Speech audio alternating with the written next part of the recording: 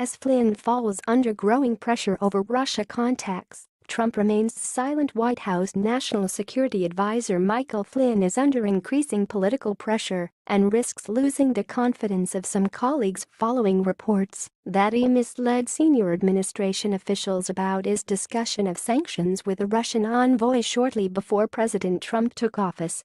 As White House aides scramble to get their stories straight about the exact nature of those communications, and as Democrats call for Flynn's security clearance to be suspended or revoked, neither Trump nor his advisors have publicly defended Flynn or stated unequivocally that he has the president's confidence.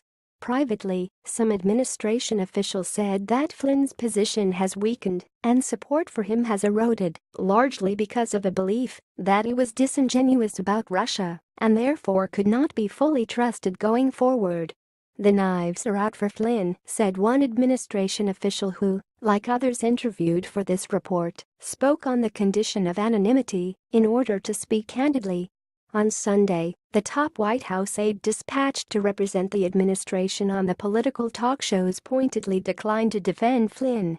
Asked on NBC's Meet the Press whether the president had confidence in Flynn, senior policy advisor Stephen Miller said he did not know.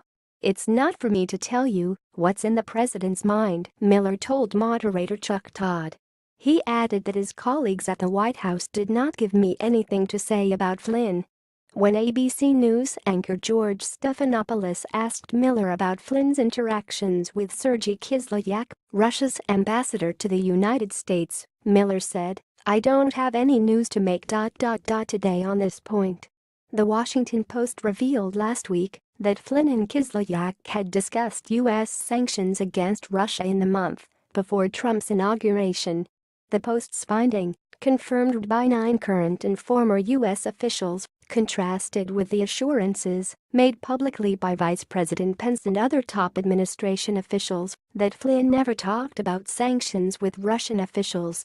Based on Flynn's private assurances, Pence, White House Chief of Staff Reince Priebus and White House Press Secretary Sean Spicer stated publicly that Flynn never discussed sanctions with Kislyak.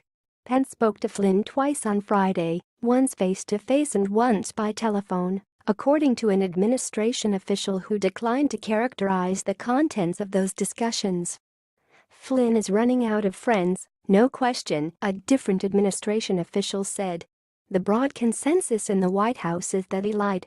The vice president feels like he lied. In a position that needs to be no drama, it's non-stop drama. I would be very surprised if he lasts much longer." New Jersey Governor Chris Christie, an informal advisor to Trump, called on Flynn to clear up what happened with Trump and Pence, but he stopped short of accusing him of wrongdoing. "I think that's the obligation of General Flynn, his national security advisor, to have those type of candid conversations with the president and the vice president," Christie said on CNN. "And then they will act as they see fit, given all the circumstances." Over the weekend at Trump's Mar-a-Lago club in Palm Beach, Florida, the president privately voiced frustration with Flynn and the political baggage he is hanging on the White House, according to 2 people familiar with his comments. Spicer denied that Trump criticized Flynn to anyone at the club and called assertions to the contrary fake news. People close to Flynn said he feels confident in his position despite the swirling controversy. He flew to Florida this weekend with the president along with other National Security Council officials to engage with his Japanese counterparts during Japanese Prime Minister Shinzo Abe's visit. Furthermore, people in Trump's orbit cautioned that the president was unlikely to fire Flynn because doing so would amount to an admission of guilt and misjudgment in the face of media scrutiny and would also demonstrate chaos early in his presidency. The doubts about the national security advisor come as Trump faces his first significant provocation from a U.S. adversary overseas.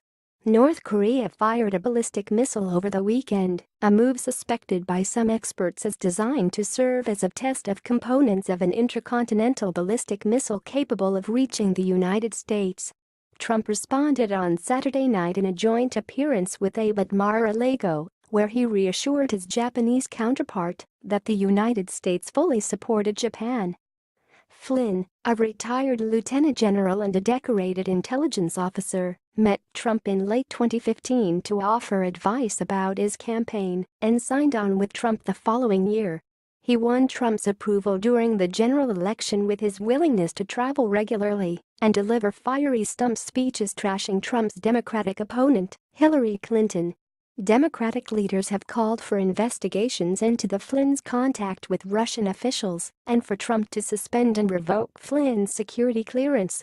President Trump's kowtowing to Vladimir Putin is endangering our national security and emboldening a dangerous tyrant, House Minority Leader Nancy Pelosi, D-Calif, said Saturday. Representative Elijah E. Cummings, Maryland, the top Democrat on the House Committee on Oversight and Government Reform, said Sunday on ABC News that suspending Flynn's clearance would be inappropriate action. Trump has not yet issued a comment about Flynn, either on Twitter or in one of his brief appearances before journalists over the weekend. Aboard Air Force One on Friday, reporters asked Trump about the Post's report on Flynn's discussion of sanctions, and the president claimed he did not know about it, even though it had by then become a major story across cable news. "I don't know about that.